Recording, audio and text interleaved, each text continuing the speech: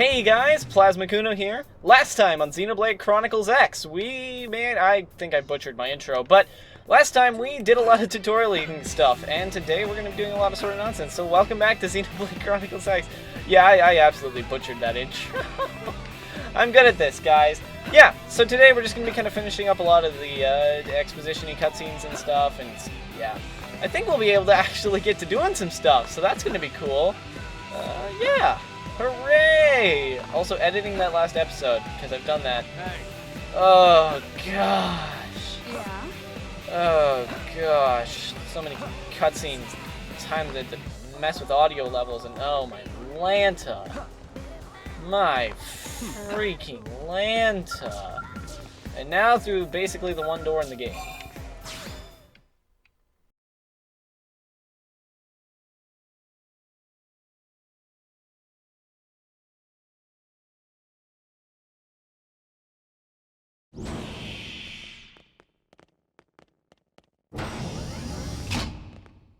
Honey, we're home. Yes, very amusing. Who wants a fresh cup of tea? Thank you, Ms. Gu, but I can't stay long. I just wanted to pass along a request from your commanding officer. Commander Vandam? Does it have anything to do with our new arrival? Correct. He stopped by while you were out on your tour. He said he'll come back, but that I shouldn't wait to ask you. Here we go. I bet I can guess. You probably can. He wants to fast-track our new friend here for blade duty with a training assignment. What in the hell are we waiting for? As he put it. The commander does have a way with words. Makes even my pitch sound smooth. I explained about the memory issues, but he didn't see it as a problem. And to be honest, given our current need for blade recruits, I can't say I entirely disagree. Hey, it's not me you need to convince. Blade service is voluntary, remember? Of course, and I would never force or coerce anyone. Well, friend, what do you say? Can we count on you to do your part?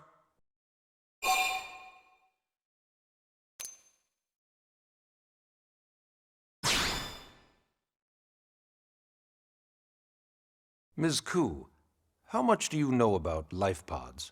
Life pods? You mean like from the white whale? Yes, those life pods. Like the one Elma, a blade, rescued our friend here from.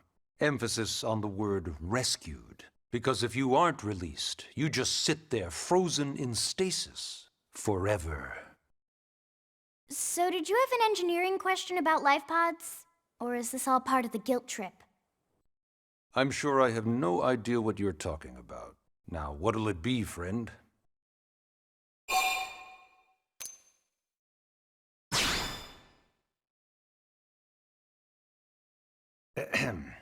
Now, you wouldn't want to refuse the people who saved your life, would you, friend?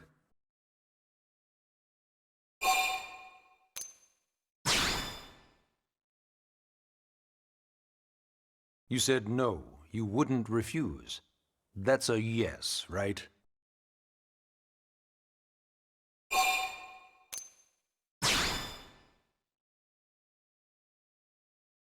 You said no, you wouldn't refuse. That's a yes, right?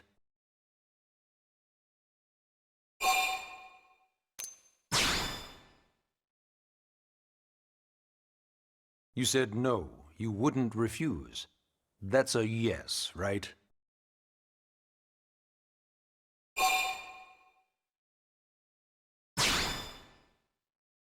I knew you'd make the right choice.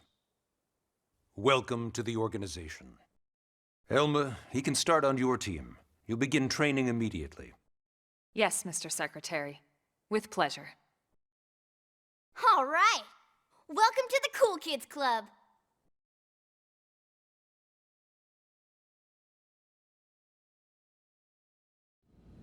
Now then, let's discuss that training assignment. We've decided to start you out on a probe installation, just to get your feet wet.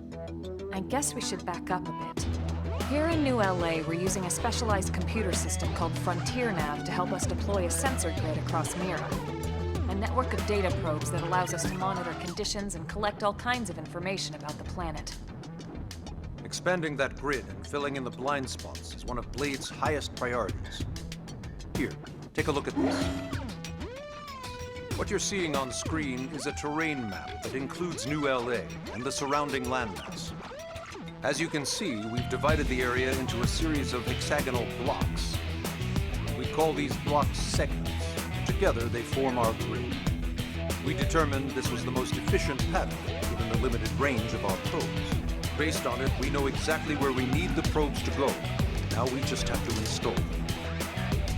The sooner the better, as far as I'm concerned. The Frontier Nav probes can also detect the general locations of living things in the vicinity, which comes in handy if we need to track down a Blade or another citizen. Yes, quite handy indeed. So for this first exercise, you'll be heading here, to that white segment. Go there, install the data probe, and then come back home. Got it. East of the city. In that case, we can take the East Gate out of the administrative district, right? We should be there in no time. I'll leave the details on the data probe installation procedure to you, Wilma. Of course, Mr. Secretary. All right, you two, shall we? Yeah! Training or not, let's go install the hell out of that probe!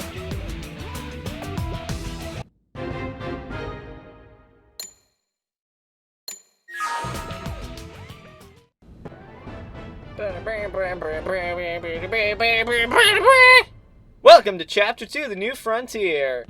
Well, I guess we can do that. And one thing I should mention, at this very point, is when your map on the bottom screen is finally accessible. I can't show that off because the capture card doesn't let me capture the gamepad screen. But there's a map there, and you can use it to fast travel. So I'm going to do that. I really actually scratched that. I can't do the fast travel, but I do have the map, so that's nice. But yeah, fast travel is just kind of what you would think it is. Rats, there's going to be a cutscene, isn't there? I get the feeling there's going to be a cutscene. I'm not going to get finished with my thought. Dang it. I'm going to go quiet, just in case. Man, am I glad we pulled an assignment to the east of the city this time. It'd be a long walk all the way back over to the West Gate. Hold on. Are we even sure the East Gate will be open? Last I heard, it was still on lockdown from all the high-level indigent activity. It was, but they just lowered the threat level earlier today. The gates are officially open for business. One of our teams must have gone out there and kicked some furry indigent butt, huh?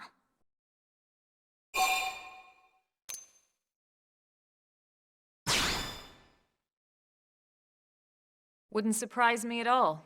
Irina's team is one of our best. How does he know Irina and Gwyn?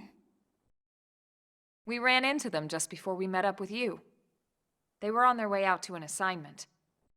Well, then that settles it. It must have been them, right? Man, forget this amateur hour probe baloney. Those guys are where the action's at. I'll try not to take that personally.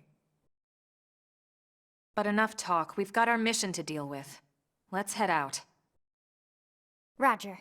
That probe isn't gonna install itself. Let's get to the East Gate, shall we?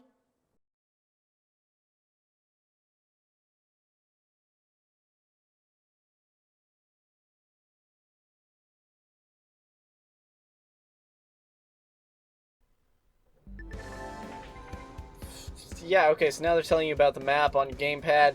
As I said, I wish I could show this off. I can't. I really do wish I could. But that's not a thing that can be done. Eventually you'll be able to fast travel. Basically, you just tap on certain locations where you can fast travel to, and you fast travel to. It's what you'd expect. It's pretty simple. It's not that difficult. But anyways, yeah, I should explain. You notice that it said landmark there as opposed to location. Landmarks are places you can fast travel to. Locations are just places on your map that help you find where you need to go easier. But yeah, the East Gate is open, so you can just head on out here and see some cool scales. Nice purple and green. Got a nice red one over here. Scales are cool. Anyways, let's head on out. Head towards that Eastgate Plain. A lot of new monsters that we actually, or I guess indigents, they're not really monsters, that we haven't fought yet.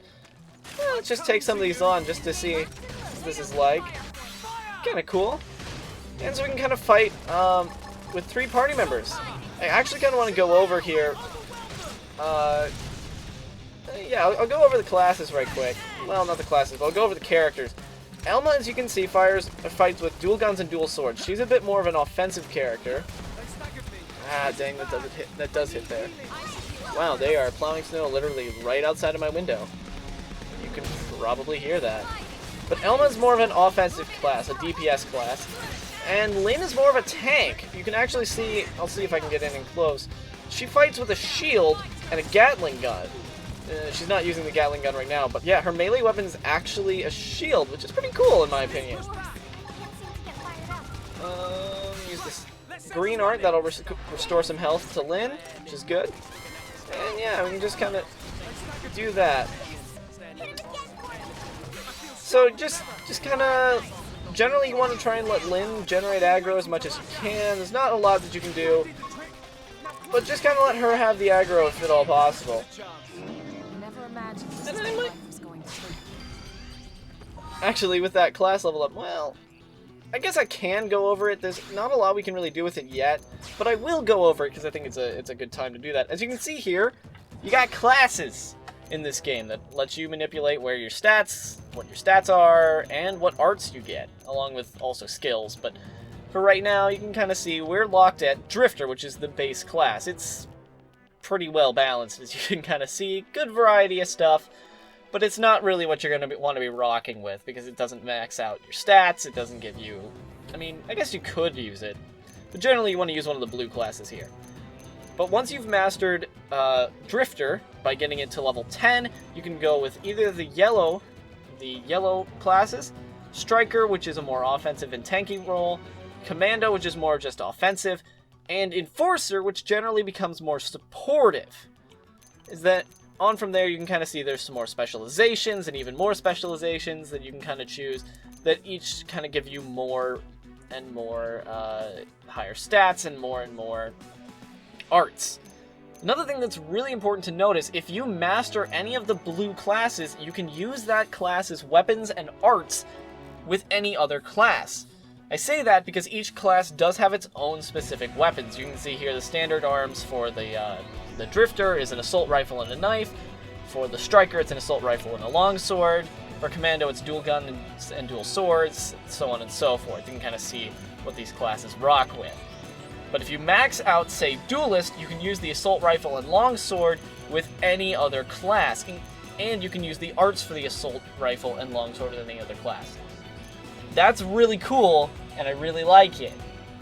Another thing that's really important is that certain classes will actually give you certain overlaying, or will give you, I want to say they give you, no, I don't think that's right. Never mind. Forget that. But yeah, so maxing out classes is really important. You can also see here some of the arts that you'll get, not all of them, but some of the different arts you get in each class, and it's generally really nice. I do like this class system. I haven't messed around too much with this last skill chain, or this last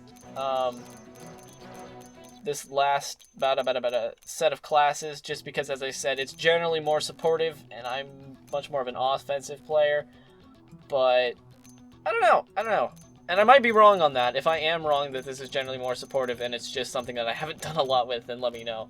Generally, I do prefer the more tanky stuff. I think on my personal file, I'm rocking Bastion Warrior with Assault Rifle and Longsword, so that's a lot of fun. But yeah, just interesting. It's something to keep a note on. If you ever rank up to 10, definitely should go to the next class. And if you max out one of these, just switch over to another class and just start leveling. The main reason for that is because, as I said, they'll give you new arts. Arts are exclusive to a weapon. So you can see here, these arts can only be used either with the knife or the assault rifle. I can't use them with, say, a shield or, you know, dual guns or whatever. And additionally, they'll give you skills. Now, skills can be used regardless of whatever your class is. I personally don't have any. Elma does. I can put some on her. Actually, scratch that, I can't. It'll show me what ones she'll get, but she doesn't actually have any yet. But you can put in different skills to a character. That's kind of dependent on their class, how many skills you get. So yeah. Definitely want to keep an eye on that sort of stuff. There's not a lot we can do with it yet. As I said, we haven't gotten any, but definitely important to just keep an eye on your class level and make sure you're upgrading that whenever you can. So, yeah, just something I wanted to point out, and something you should definitely keep an eye on. I feel like I'm saying the same things over and over again. But you can see here's another campsite. Got some more guys telling us that these things are everywhere. Another one of these sleepy places. I don't know what they're called. I really don't think there's a name. But anyways, you can see that's where we need to go. Big glowy, and there's a lot of corpses. That doesn't look good.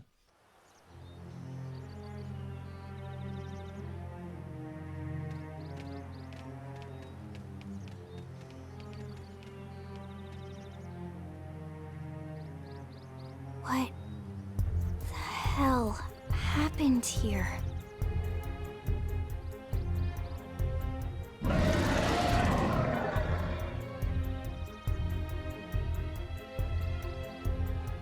You don't think that one Sinicula could have killed all these simius?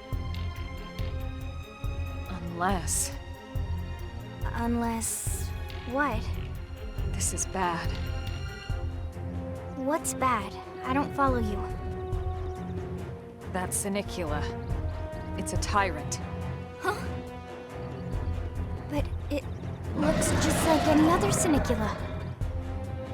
Think about it. Your typical simius is way higher up on the food chain than your typical Sinicula, right? Usually we'd find one simius standing over 3 or 4 Sinicula corpses. But here, the tables have been turned. And I don't see a single trace of any other indigents in the area. There's only one explanation. That Sinicula is a tyrant. Let me check the Blade Report database. If there's a tyrant this close to the city, someone must have run across it. Bingo. There was a Sinicula tyrant sighted not too long ago, but it was a couple of segments further out.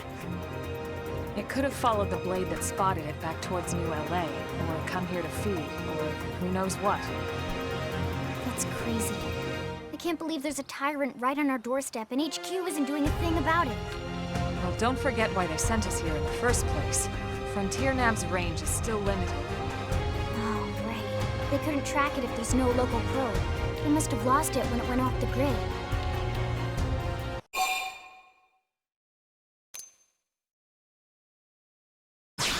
The Tyrant designation is given to creatures that pose a special threat in one way or another. That doesn't always mean raw strength. Some Tyrants will actually register as low rank when we find them out in the field and engage them in combat. But don't let that fool you. If a creature shows up as a tyrant, you can be sure it's got at least one nasty trait or ability to speak of. The system can't account for everything, though, so don't let your guard down, no matter what rank it assigns. Even some of Blade's very best teams have come back with serious injuries after running into a tyrant in the field. If they come back at all.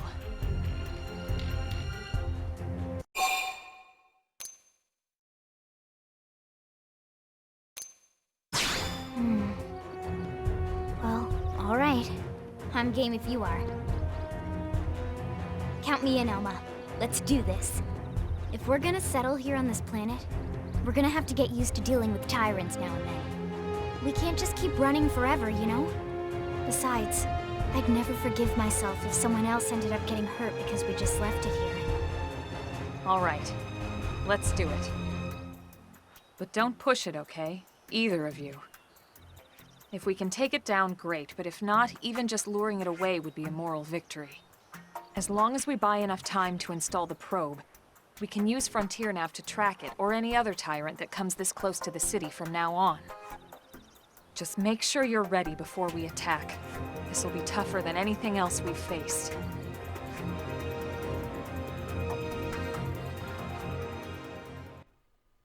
This is gonna be fun, boys.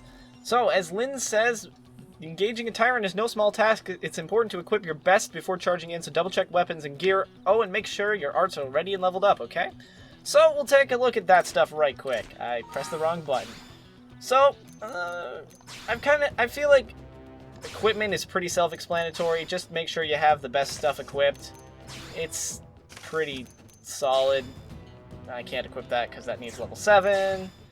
And I can equip those. And Elma, are you level 7? Let's see. No, okay, so we can't equip that on you yet. So yeah, obviously do that. It's pretty self-explanatory. Look for blue. Blue means better, red means worse, blah, blah, blah, blah. Now, arts are a little bit different, but it's still pretty straightforward.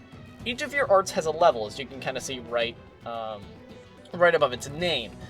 Leveling up an art will that changed character. Leveling up an art will increase its amount of damage, increase different effects that it does. As you can see, the hit scaling on Assault Hammer will go from 300% to 375, and it'll change from being Topple 1 to Topple 2, which extends the duration and does other stuff. So leveling up your arts is really important, but to level up your arts, you have to have battle points, which you can see right above the art details there.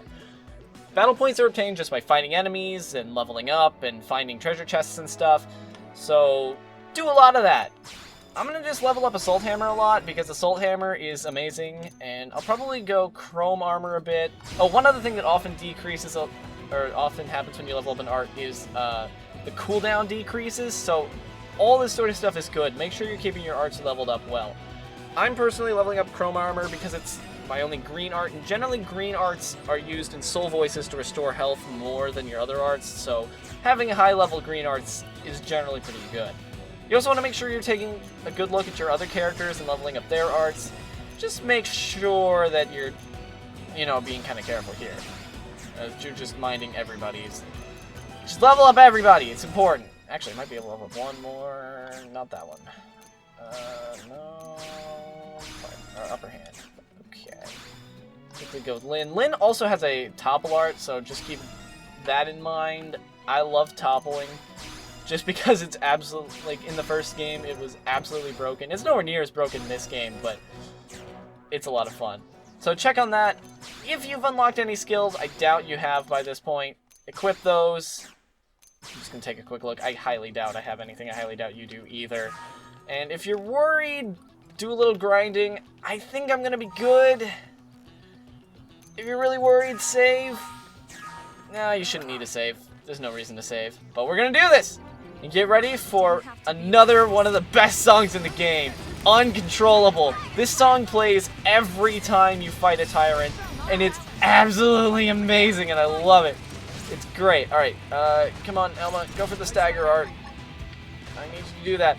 Also, I should mention, we got a new art, Infuriate. This inflicts Taunt. Taunt is a status condition that will make all enemies in a fight attack only you. So if you want to play defense, Infuriate's a really good art for that. Because it'll let you just draw the aggro from all the enemies. Nope, come on. Okay. Yeah, resist topple. Dang, I waited too long. There we go. Lynn got it for me. Yeah. So you notice I waited a little bit to use that flame grenade. Each art has a secondary cooldown that you can get. It's that little green circle that's around them, and you can see it really well around. You can see it really well around Slit Edge here. Once that fills up, you'll generally have some sort of extra effect. Sometimes it'll give you an instant second use of it. A lot of the time, it's just extra damage. Sometimes I don't know everything, but it's pretty good. You have to find a balance between using your secondary cooldowns and using your arts just right when you want to for soul voices and that sort of stuff, so just keep an eye on it. And that was a lot easier than I thought. We are awesome! Nice work, Lynn. You fought well. You did too. Now let's get down to business and install that data probe. If we stay here for long, there's no telling what other playmates might show up. This beam of light indicates a frontier nav site. It marks the ideal spot to bury the probe.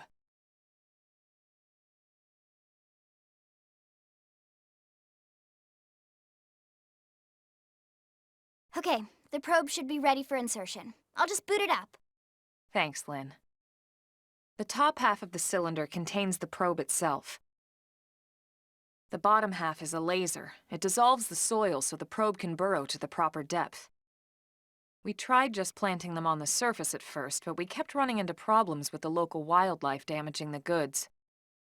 Burying them is going to save us all a lot of time and headaches in the long run. We all set? Yes, ma'am. Whenever you're ready. Why don't you do the honors? You can launch it right from your comm device. Give it a try.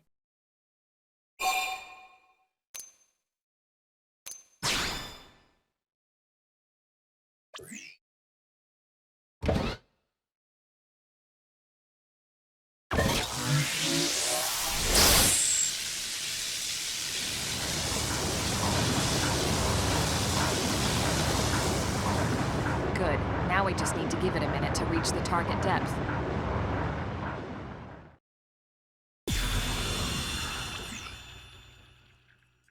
And installation complete. We are now online with a solid connection to Frontier Nav. Excellent. See, at the end of the day, there's really not much to it. The hardest part was calculating the ideal probe locations. We need them spread out evenly to maximize data collection. Yep, planting probes is easy. And the more we plant, the more likely we are to find missing crew. So anytime you see a probe site, there's no excuse not to plant that sucker. That'll do it for your training. Let's head back to the barracks and report to Secretary Nagi. Okay, I'm gonna be honest with you here. Yeah. Put data probes in. Who is this Lao guy? We'll probably never meet him. Don't worry about it. Yes. Okay, engaging massive foes. The size of an enemy generally has an effect on how strong it is, so don't fight super big things. Also, don't fight things that are way over your level. But what I wanted to point out is... Okay, you can kind of see here, this gives you a good view of how far away from New LA we are. That's where we put the data probe. That's the city. It's been 2 months, and they haven't put that data probe there. Why? I really don't understand. But if you want, you have a lot more free reign to do what you want now. You just kind of run around, do what you want, and it's really cool. Another thing that's important to note on the map now is, well, it's a little bit different. Any area where you don't have a data probe is going to be kind of shaded over, and you're not going to be able to really see what's there. But once you've placed a data probe there, you can better see what's in that segment. Also, that's a level 81, pretty massive Tyrant. I'd recommend not fighting it. Just not my favorite. There's a level 11 Tyrant there, if you wanted to grind up, you could probably get. And also, that Militaur looks different. I'm willing to guess it's a Tyrant. Tyrants don't always look super different from normal enemies, but if you see an enemy that does look different from the normal variations, yeah, you probably have a Tyrant there. So I'm going to see if I can catch up to that Militaur over there just to check, because I'm intrigued. I love this place. It's really cool. It really gives off a Gower Plain vibe if you know anything about the first game. I mean, like, look at that rock formation up there. Tell me that does not remind you of Gower Plain. Also, you can kind of see some more of the moons up there. I absolutely love these moons. Like, that one is incredibly large, and it's just, wow. Yeah, that's a level 92 Tyrant, Luciel the Eternal. Yeah. It's interesting. It almost seems like an albino to me. Yeah, like, look at the red tinge to the eyes. That's cool. Kind of a red tinge to everything, and it's all white. That's really cool. I like that. See, we discovered another landmark. That'll be useful later once we finally get access to fast travel. Really wish they'd give it to us soon, but I understand they're trying to introduce things kind of slowly so you get used to it. 'Cause, I mean, it is a massive game and there's a lot of stuff you gotta micromanage. There really is a lot of stuff to micromanage in this game. It's something that I don't know, it's not something I dislike, it's not something I'm a huge fan of. It's not like, yay, micromanaging, but it's something, I don't know. I kind of like it. I like it that there's a lot of stuff that you can do that is, you know, not always required, but can really help you get a lot stronger. So yeah, that level 11 Tyrant, you could probably take it on if you did a little grinding. But I don't think I really want to do that. Ooh, treasure. Where's the treasure? I want the treasure. Oh, I think you can see it. You can see the little yellow text box up there on that rock. Yeah, that's where the treasure is. We're not going to be able to get that right now, in case you couldn't guess. We can't actually... Well, I don't think we'll be able to. No, I don't. No. We'll need a Skell to get that one. Also, there's another Tyrant over there. Is that the same one? Let's go see. Yeah, it's the same guy. He's fast. That's why they call him the Fleet-Footed. Tyrant names are generally pretty entertaining. I find there's one that's called Sheldon the Dentally Challenge. That's probably my favorite enemy name in any game ever. It's just great. It's just great. But one of the other things that I really love too about Xenoblade X is you can see there's some really high level monsters like right here, which honestly makes a lot of sense, right? I mean, there's generally you don't have just really weak things walking around. You get stuff that's also pretty strong in the natural world of nature. Where is this thing? Is it up here? No, it's not. You can kind of tell what level something's on by whether it's kind of faded out or not. Hey, here it is. So we can grab that. But yeah, it's one of the things I really love about Xenoblade, about the Xenoblade games, is that they always try to mix in some weak and stronger enemies for you just to make it more realistic, and just so you can, if you want to do some grinding late game, you don't have to go to just one place. You can kind of mix it up. So I really like that. It's definitely one of my favorite things about the Xenoblade series. Okay, so you're gonna stagger. I'll topple. I'll flame grenade. See, we're all doing a ton of damage to his appendage. Oh, one other thing I should mention about secondary cooldowns. You will only actually get secondary cooldowns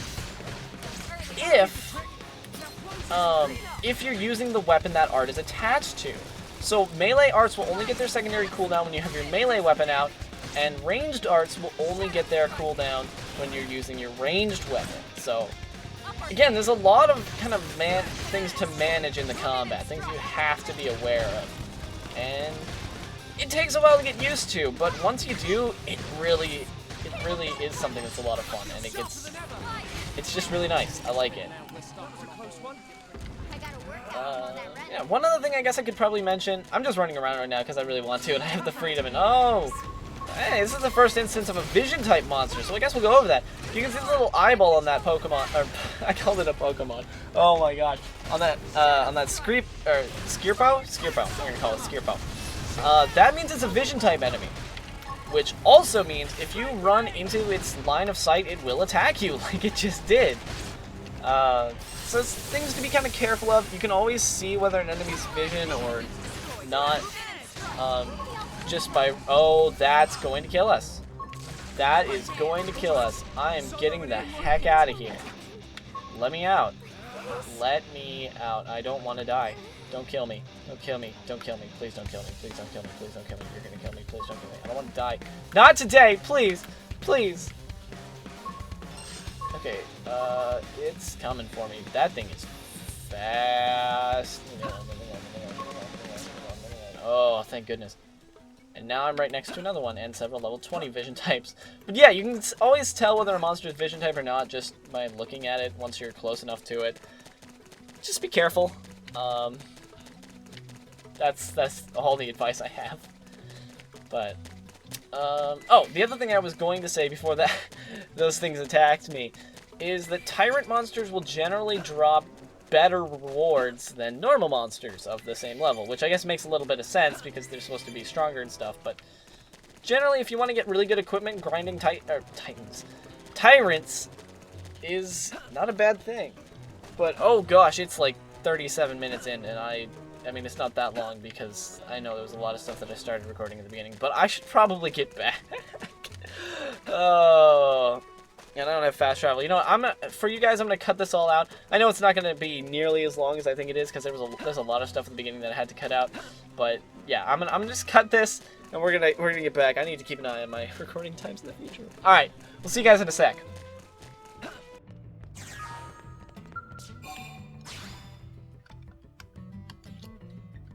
Alright, we're back, guys.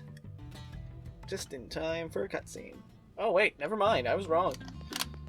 Finally, we actually get to walk around the Blade Barracks for once. It looks like we've got a guest over here. Commander Vandam. Well, now, look what the cat dragged in. Sorry we missed you last time. We could have come to meet you at HQ, you know.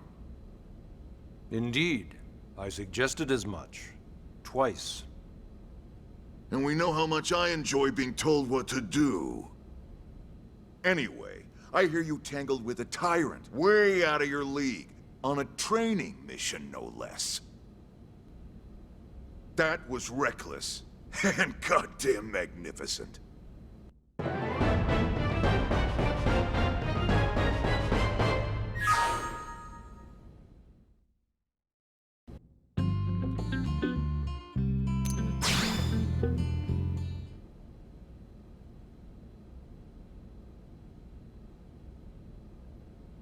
So, Commander, to what do we owe the pleasure of your visit here today? Well, I can't just ask Nagi to do everything for me. I'd be out of a job. Hey, I delivered you the new recruit, didn't I? Yeah, you won the bet. Don't worry about it, all right? I'll settle up with you later. You know I'm good for it. The bet?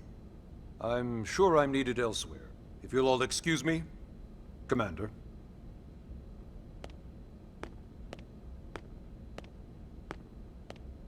Well, that wasn't obvious at all. Huh. Look at you two. I swear, you're like two children excited about a new toy. Look who's talking. I don't recall ever seeing you file a request to personally train a rescue before. Is that so odd? It is before we'd even asked him to become a blade, little Miss Stick in the Rear. Usually I ask when I don't get your slang expressions, but something tells me to just let that one go. Enough about that. Where are your manners, anyway? I still haven't been introduced to our new recruit here. Commander Vandam is Blade's top officer. In a past life, I was chief engineer on the White Whale. Same idea, basically. Someone has a problem, I fix it. You follow? Huh. Not much for conversation, are you? So you still haven't told us why you're here. From the look of things, I'm guessing this isn't a social call. You don't think? No. So let's cut the crap and get down to business. Ha! Sounds like you're learning my expressions just fine, Elma. Anyway, first we need Chatty Cathy here to choose a division and pull an assignment.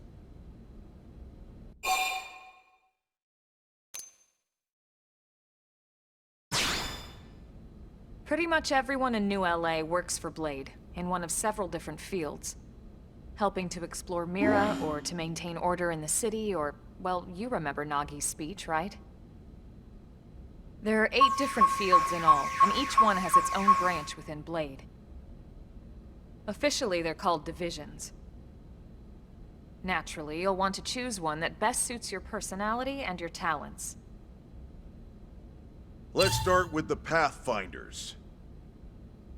Pathfinder's #1 responsibility is planting data probes, like you did on your training mission. It may not be the sexiest job, but important? You bet your ass it's important. We've only been on Mira 2 months. We don't know jack about this place. The more probes we install, the faster we can get our bearings here and give ourselves a fighting chance. We've already detailed how important it is we expand the Frontier Nav network ASAP. So, for the time being, I'll just remind you of the highlights. It helps us keep Blade safe. It helps us keep the city safe. And most important of all, it's the key to locating the missing parts of the Lifehold, and recovering the rest of the human race. Okay, next up, Interceptors. You met Akeloff and Evans, right? Irina and Gwyn? This is their division. Interceptors have one main duty: protect New LA and everyone in it from the wildlife here on Mira. Right now, this is probably our busiest division. Interceptors ride shotgun for the research eggheads, they escort VIPs around, and they help any other idiots who get caught out there with their pants down. Next are the Harriers. Remember Doug Barrett, the Skell pilot conducting the test flight with Lynn? He's part of the Harriers. If you think of the Interceptors as defense, Harriers would be New LA's offense. They specialize in preemptive strikes on clear and obvious threats. but only on clear and obvious threats. They're not meant to go out and just blast any indigen that moves. And you got your reclaimers. These guys are in charge of finding the other pieces of the White Whale. Among other things, that is. Including anything of ours left behind after a battle. Skell debris, weapons, personal effects. It can get a bit morbid, frankly, but it's gotta be done. Until we're up and running here on Mira, and have this place completely figured out. Everything we brought from Earth needs to be treated like it's irreplaceable. Also, the search for the Lifehold. That's mostly on the Reclaimers. Next, Curators. Curators are the first to scout ahead to unexplored territory, bringing back whatever samples they can get their hands on. Fruits, bugs, sticks and stones, you name it. It's not all picking berries, though. Being a curator also means being the first to encounter unknown indigens. Next? All right, prospectors. Prospectors do, well, prospecting. They poke around, looking for minerals, resources, and whatnot. Things we need for everyday life here. We packed all the essentials we could on the White Whale, but that won't last forever. We need to be able to replenish our water and fuel if we want to survive. And sooner or later, we're gonna have to figure out how to replace things from scratch. From the socket on a Skell's knee joint, right down to the frying pan in Lynn's kitchen. Without these guys busting their butts, we'd have no future to speak of. Next up, Outfitters. All of our ground gear and Skell weaponry is developed in conjunction with private arms manufacturers, or AMs. Outfitters are Blade's way of supporting these AMs. They'll seek out anything that might inspire new weapon ideas, and even assist with testing new prototypes. Finally, the Mediators. These are the folks who keep everything hunky-dory with John and Joan Q public. Any problems a civvy has, they come to Mediators. Fight with your neighbor? Mediators. Lost cat? Mediators. It's not a division for everyone. You need to be a jack of all trades, and a people person. Someone with my charming personality? Probably not the best mediator. But if you got what it takes, it's a clutch role, keeping things cool on the home front. All right, so I think that's all 8 divisions. Any idea which one you'd like to join? Don't fret about it too much. Whichever you choose, you still have a lot of freedom in how you operate. Mediators can still get out there and mix it up, hunt indigens, whatever. And if a Harrier wants to take a break and settle an argument, that's their prerogative too. To be honest, even though it's sort of frowned upon, you can actually change your division whenever you like. So there's really no reason to stress about this. All right, you ready to choose?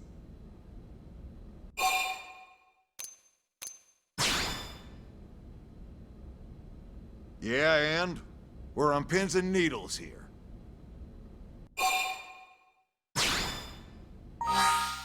Okay, so divisions do make a bit of a difference, but as they kind of said, it's not really that big a deal. It's just what you want to be getting boosts for. You'll be getting different points for doing certain things and other sorts of nonsense.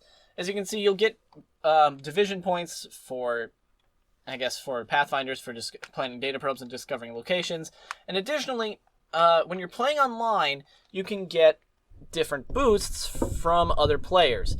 For the Pathfinders, also, I'm really sorry, I had to move the mic stand there.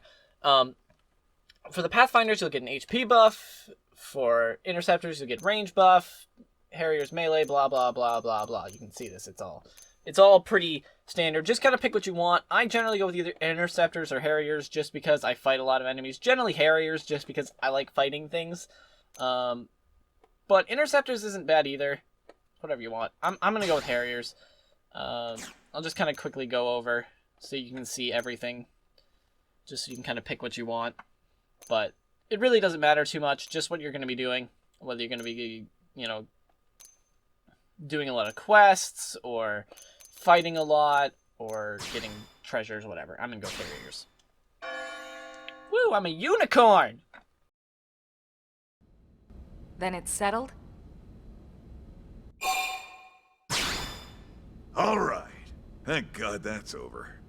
By the power invested in me, yada yada, you're officially a Blade. Congrats. And welcome. I know you're gonna do great.